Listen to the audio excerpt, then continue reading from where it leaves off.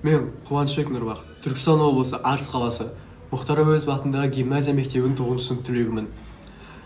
Green Oasis номинациясы бойынша менің болашақтағы армандағы мектебім туралы тақырыбымды, жобамды қарсы алыңыздар.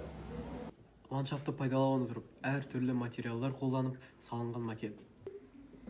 Мүсіннің оң жағына қарай кетсек, эстетикалық және әдемілік салынған суырқақ тұр.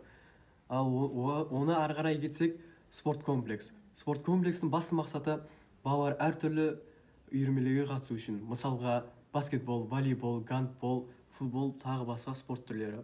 Олар тізім құрып, әр кезде спорт комплексті пайдалана алады. Мектебіміздің оң жағында жылыжай орналасқан. Жылыжайда біз көкөністер өсіреміз. Балалар ол жерге кезекшілік қойып, көгалдандырумен және суландыру жұмыстарын жүргізеді. Ал мектебіміздің артымызда көгалдандыру жұмыстары жүргізілген. Мәселен айта кетсек, әртүрлі ағаштар өсірілген. Емен, қарағаш және де тағы басқа ағаштар өсірілген.